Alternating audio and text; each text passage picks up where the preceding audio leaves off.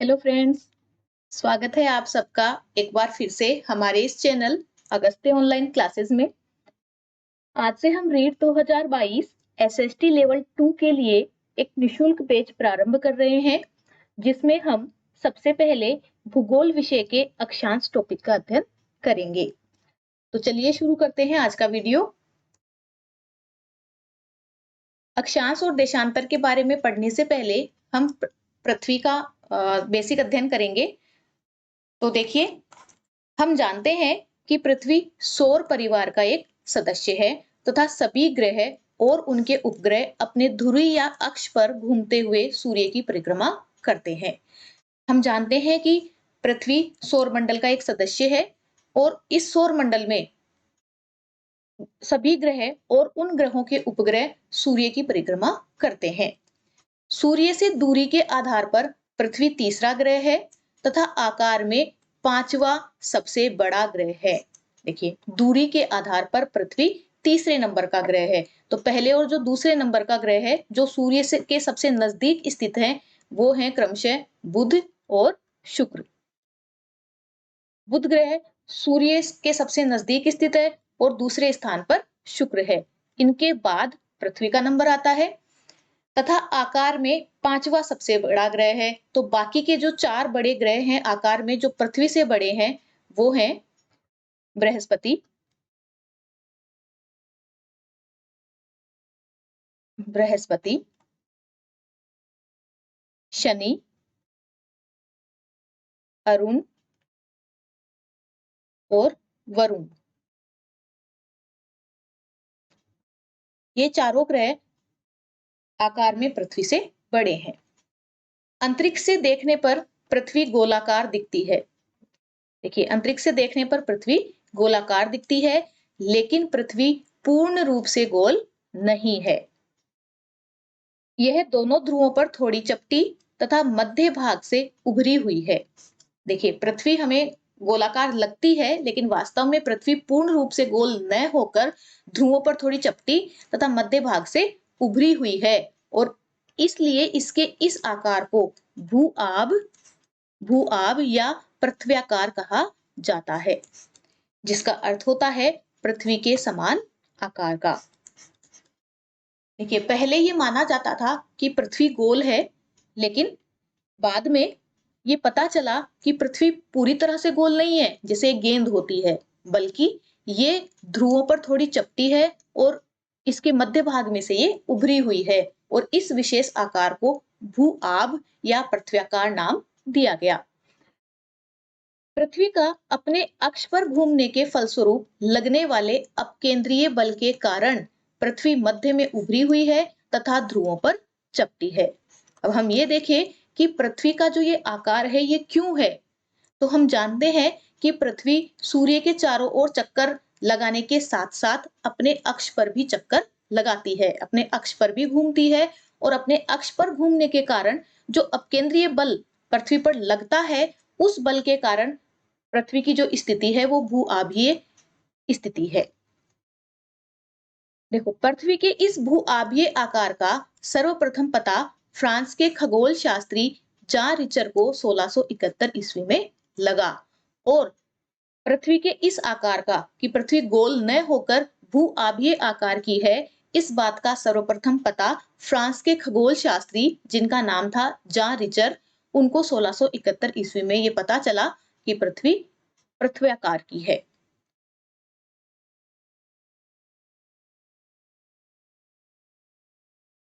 फिर है ध्रुवों पर चपटी तथा भूमध्य रेखा पर उभरी होने के कारण भूमध्यवर्ती व्यास ध्रुवीय व्यास से लगभग 43 किलोमीटर अधिक है। देखिए, पृथ्वी की जो स्थिति है कि वो ध्रुवों पर चपटी है और बीच में उभरी हुई है, तो इस आकार के कारण जो इसका भूमध्यवर्ती व्यास है वो ध्रुवीय व्यास से लगभग 43 किलोमीटर अधिक है। हम भूमध्यवर्ती व्यास को और ध्रुवीय व्यास को इसमें चित्र से समझने की कोशिश करते हैं। देखिए, भूमध्य रेखा पृथ्वी को दो बराबर भागों में विभाजित करती है। तो इसका जो बीच का व्यास अगर हम देखें, भूमध्यवर्ती व्यास अगर हम देखें, तो उसकी लंबाई है 12,756.60 किलोमीटर और अगर इसका ध्रुवीय व्यास हम देखें, ध्रुवीय व्यास यानी उत्तर से दक्षिण की स्थिति में, तो ये जो व्यास है ये है 12,000, ये व्यास है 12,714 किलोमीटर, 12,714 किलोमीटर। तो इन दोनों व्यासों में लगभग 43 किलोमीटर का अंतर है। तो बीच से उभरी होने के कारण भूमध्यवर्ती व्यास ध्रुवीय व्यास की तुलना में 43 किलोमीटर अधिक है। देखिए भूमध्यवर्ती व्यास, इसकी लंबाई है 12,756.60 किलोमीटर तथा ध्रुवीय व्यास 12,714 किलोमीटर है। पृथ्वी की भूमध्य रेखीय परिधि लगभग 40,075 किलोमीटर है तथा ध्रुवीय परिधि लगभग 40,008 किलोमीटर है। तो भूमध्यवर्ती व्यास और ध्रुवीय व्यास में अंतर होने के साथ साथ इसकी जो भूमध्यवर्ती परिधि है और जो ध्रुवीय परिधि है उनमें भी अंतर पाया जाता है। भूमध्य रेखीय परिधि है लगभग 40,075 किलोमीटर और जो ध्रुवीय परिधि है वो है 40,008 किलोमीटर। अब देखिए ग्लोब, ग्लोब किसे कहते हैं? ग्लोब वास्तव में पृथ्वी का एक लघु प्रतिरूप है, एक छोटे आकार में पृथ्वी का एक मॉडल है। और इस ग्लोब पर किसी भी स्थान की स्थिति का सही निर्धारण करने के लिए, ग्लोब पर पृथ्वी के किसी भी स्थान की स्थिति का सही निर्धारण करने के लिए भूगोलवेत्ताओं ने कुछ आड़ी तथा खड़ी काल्पनिक रेखाओं की रचना की, जिन्हें अक्षांश व देशांतर रेखाएं कहा जाता है। पृथ्वी का अध्ययन करने के लिए भूगोलवेत्ताओं ने ग्लोब बनाया और मानचित्र बनाए और उस ग्लोब और मानचित्र पर किसी भी स्थान की स्थिति को निर्धारित करने के लिए भूगोलवेत्ताओं ने कुछ काल्पनिक रेखाओं की रचना की, कुछ ऐसी रेखाएं मानी जो वास्तव में पृथ्वी पर एग्जिस्ट नहीं करती, वो केवल ग्लोब और मानचित्र में ही पाई जाती हैं क्योंकि वो काल्पनिक रेखाएं हैं और उन काल्पनिक रेखाओं को अक्षांश व देशांतर रेखाएं कहा गया। अब हम अक्षांश रेखाओं का विस्तार से अध्ययन करेंगे। तो चलिए शुरू करते हैं। अक्षांश, सबसे पहले देखेंगे कि अक्षांश कहते किसे हैं। देखिए भूमध्य रेखा जिसके नाम से ही पता चलता है कि ये पृथ्वी के लगभग मध्य से गुजरती है और पृथ्वी को दो बराबर समान भागों में बांटती है, दो समान भागों में बांटती है, उत्तरी भाग और दक्षिणी भाग। तो भूमध्य रेखा से पृथ्वी के उत्तर या दक्षिण में स्थित किसी भी स्थान की कोणीय या अंशों में दूरी उस स्थान का अक्षांशीय मान या अक्षांश कहलाती है। तो हम अक्षांश किसे कहेंगे? भूमध्य रेखा से पृथ्वी के उत्तर या दक्षिण में स्थित किसी भी स्थान की अंशों में दूरी या कोणात्मक दूरी उस स्थान का अक्षांशीय मान या अक्षांश कहलाती है। भूमध्य रेखा को 0 डिग्री अक्षांश माना जाता है। भूमध्य रेखा को 0 डिग्री अक्षांश माना जाता है और इसके उत्तर में स्थित अक्षांशों को उत्तरी अक्षांश तथा दक्षिण में स्थित अक्षांशों को दक्षिणी अक्षांश कहा जाता है। देखिए इस चित्र के माध्यम से हम ये समझने की कोशिश करेंगे। ये जो रेखा है ये भूमध्य रेखा है, जिसे विषुवत वृत्त भी कहा जाता है या विषुवत रेखा भी कहा जाता है। ये जो भूमध्य रेखा है ये इस पृथ्वी को दो समान भागों में विभाजित करती है, उत्तरी गोलार्ध और दक्षिणी गोलार्ध। इसे हम कहेंगे उत्तरी गोलार्ध और इसे कहेंगे दक्षिणी गोलार्ध।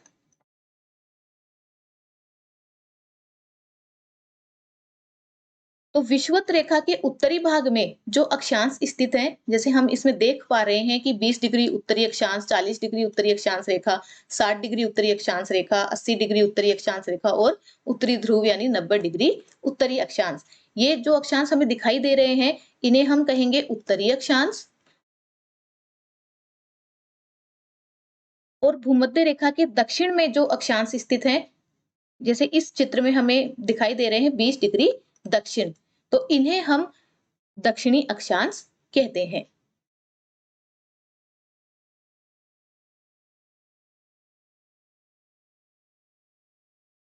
तो ये था अक्षांश। अब हम देखेंगे अक्षांश रेखा किसे कहते हैं। देखिए, ग्लोब या मानचित्र पर समान अक्षांश वाले स्थानों को मिलाने वाली काल्पनिक रेखाएं अक्षांश रेखाएं कहलाती हैं। हमने अक्षांश देखा था कि भूमध्य रेखा से पृथ्वी के उत्तर या दक्षिण में स्थित किसी भी स्थान की कोणीय दूरी अक्षांश कहलाती है, और ग्लोब या मानचित्र पर समान अक्षांश वाले स्थानों को मिलाने वाली काल्पनिक रेखाएं अक्षांश रेखाएं कहलाती हैं। ये अक्षांश रेखाएं भूमध्य रेखा के समांतर पूर्व से पश्चिम खींची जाती है, यानी ये अक्षांश रेखाएं भूमध्य रेखा के समांतर ही खींची जाती है, पूर्व से पश्चिम खींची जाती है, तथा किन्हीं भी दो अक्षांश रेखाओं के बीच की दूरी प्रत्येक स्थान पर एक समान होती है। यानी दो अक्षांश रेखाओं के बीच की दूरी, भले ही वो कोई सी भी अक्षांश रेखाएं हो, वो प्रत्येक स्थान पर एक समान होती है, उस दूरी में कोई परिवर्तन नहीं आता। हम इस चित्र के माध्यम से इसको समझने की कोशिश करते हैं। जैसे ये 0 डिग्री अक्षांश है, और 0 डिग्री अक्षांश रेखा से 20 डिग्री उत्तरी अक्षांश जो रेखा है, इसके बीच की दूरी, चाहे हम इसके इधर देखें या मध्य की तरफ देखें, तो ये दूरी हमेशा बराबर रहेगी।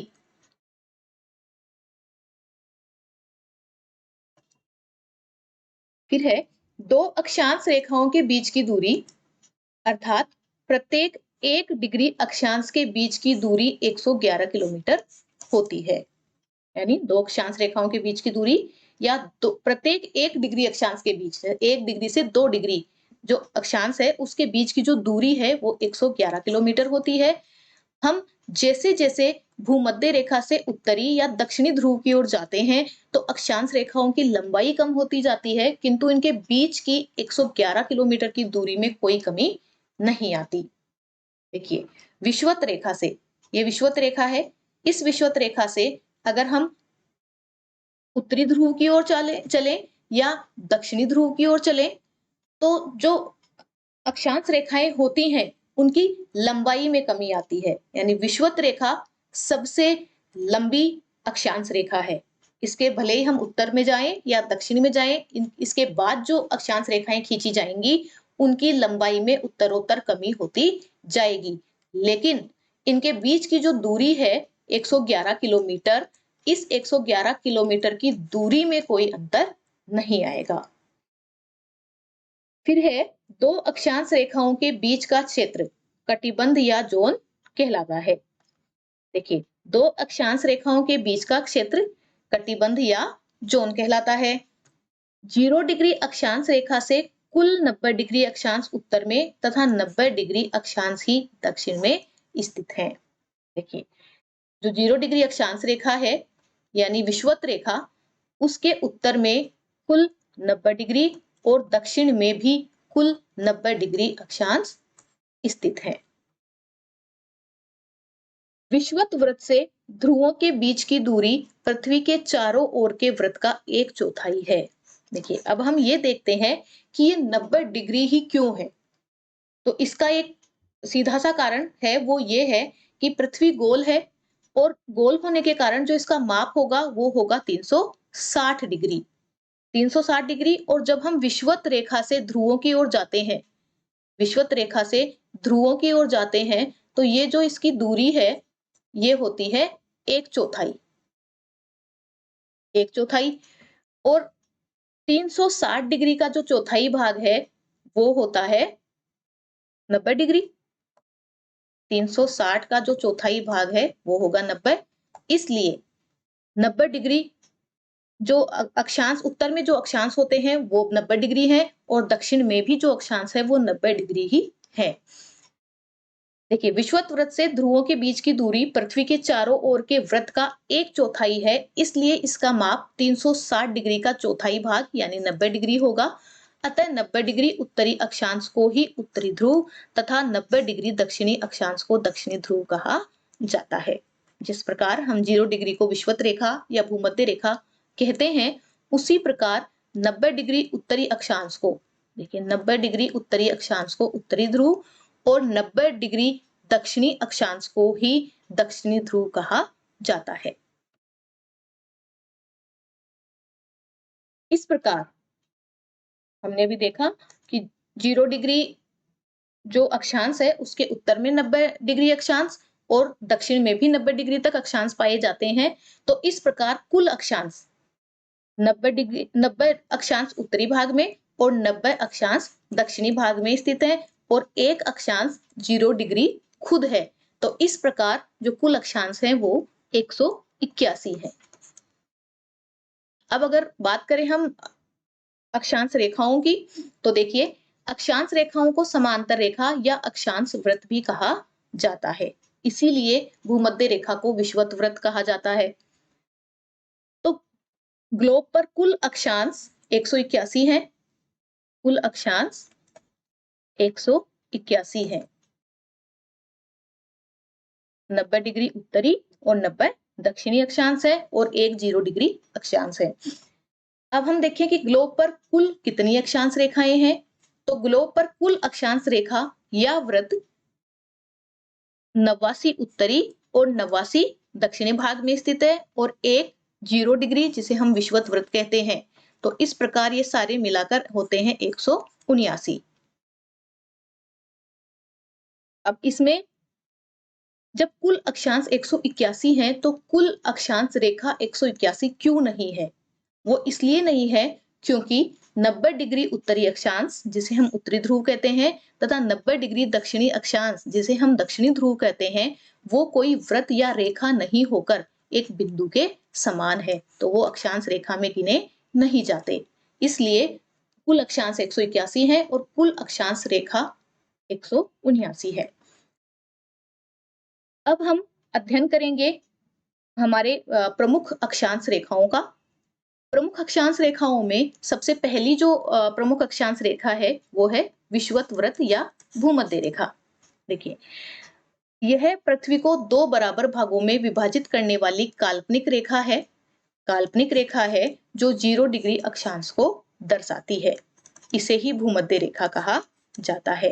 देखिए, पृथ्वी को जो दो बराबर भागों में विभाजित करती है जिसे हम भूमध्य रेखा कहते हैं, ये 0 डिग्री अक्षांश को दर्शाती है और इसे ही विषुवत वृत्त कहा जाता है। नेक्स्ट जो प्रमुख अक्षांश है वो है कर्क रेखा। कर्क रेखा 23.5 डिग्री उत्तरी अक्षांश को कर्क रेखा कहा जाता है। देखिए, चित्र में अगर हम देखें तो ये उत्तरी अक्षांश है, इसलिए इसके उत्तरी गोलार्ध में देखा जाए तो ये 23.5 डिग्री उत्तरी अक्षांश हमें दिखाई दे रहा है, इसे ही कर्क रेखा कहा जाता है।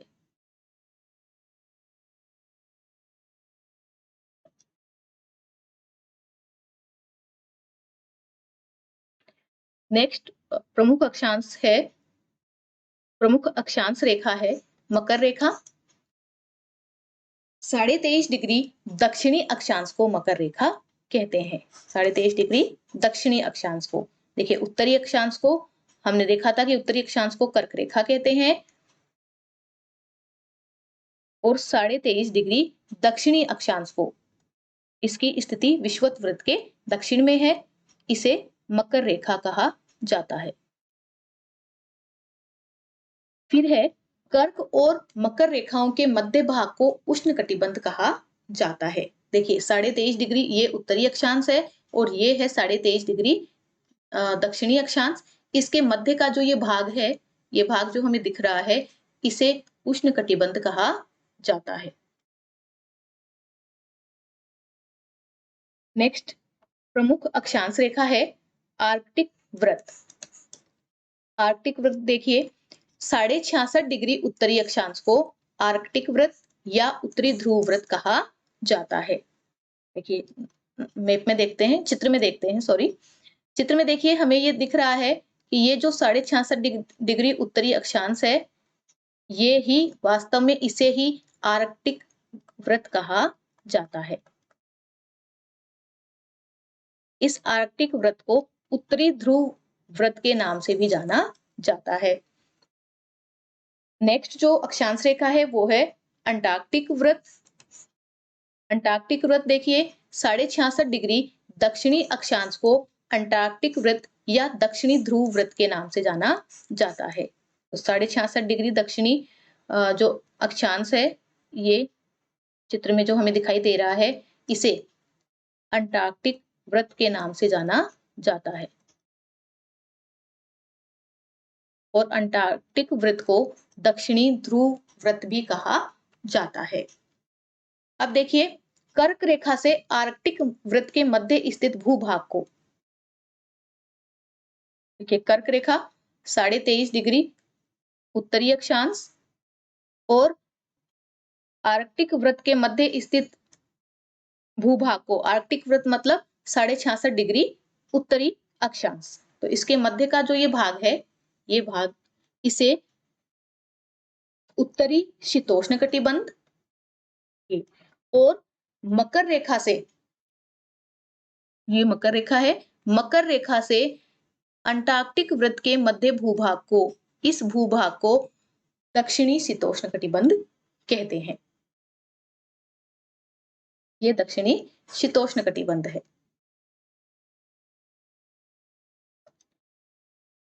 फिर है देखिए कि आर्कटिक वृत्त से 90 डिग्री उत्तरी अक्षांश या उत्तरी ध्रुव के मध्य स्थित भूभाग को उत्तरी शीत कटिबंध तथा अंटार्कटिक वृत्त से दक्षिणी ध्रुव तक के भूभाग को दक्षिणी शीत कटिबंध कहा जाता है। ये हम देखते हैं इसमें कि आर्कटिक वृत्त से 90 डिग्री उत्तरी अक्षांश यानी उत्तरी ध्रुव तक, यहां से ये वाला हिस्सा उत्तरी ध्रुव तक, इसे उत्तरी शीत कटिबंध तथा अंटार्कटिक वृत्त से 90 डिग्री दक्षिणी अक्षांश तक वाले हिस्से को दक्षिणी शीत कटिबंध के नाम से जाना जाता है। फिर देखिए कि विश्व की जो ये प्रमुख एक अक्षांश रेखा है 23.5 डिग्री, जिसे उत्तरी अक्षांश, जिसे हम कर्क रेखा के नाम से जानते हैं, ये भारत के लगभग मध्य से गुजरती है। देखिए 23.5 डिग्री उत्तरी अक्षांश रेखा यानी कर्क रेखा भारत के लगभग मध्य से गुजरती है और ये भारत के 8 राज्यों से गुजरती है, जिनकी स्थिति हम मैप में भी देखेंगे। तो ये भारत के जो 8 राज्य हैं वो हैं गुजरात, राजस्थान, मध्य प्रदेश, छत्तीसगढ़, झारखंड, पश्चिम बंगाल, त्रिपुरा एवं मिजोरम। इन 8 राज्यों से कर्क रेखा गुजरती है। तो मैप में कर्क रेखा की स्थिति देख लेते हैं। ये इंडिया का मैप है और इस इंडिया के मैप में ये लगभग मध्य से जो रेखा गुजर रही है, ये कर्क रेखा है। कर्क रेखा यानी 23.5 डिग्री उत्तरी अक्षांश। और ये भारत के किन किन राज्यों से गुजर रही है? देखिए, सबसे पहला जो राज्य है वो है गुजरात। फिर ये राजस्थान के इस थोड़े से भाग को छूकर गुजरती है। तो दूसरा जो राज्य है वो है राजस्थान, 1, 2। तीसरा जो राज्य है वो है मध्य प्रदेश। फिर ये गुजर रही है छत्तीसगढ़ को छूकर और 5वें नंबर पर है झारखंड। फिर ये गुजरती है पश्चिमी बंगाल से और फिर त्रिपुरा और 8वें नंबर पर है मिजोरम। तो ये कर्क रेखा जो है वो भारत के गुजरात, राजस्थान, मध्य प्रदेश, छत्तीसगढ़, झारखंड, पश्चिमी बंगाल, त्रिपुरा और मिजोरम राज्यों से होकर गुजरती है। तो ये थी अक्षांश की क्लास। देशांतर का अध्ययन अगली क्लास में करेंगे। लेकिन अगर आपको आज की हमारी ये क्लास पसंद आई है तो इसे लाइक एंड शेयर करें और हमारे चैनल को सब्सक्राइब जरूर करें। धन्यवाद।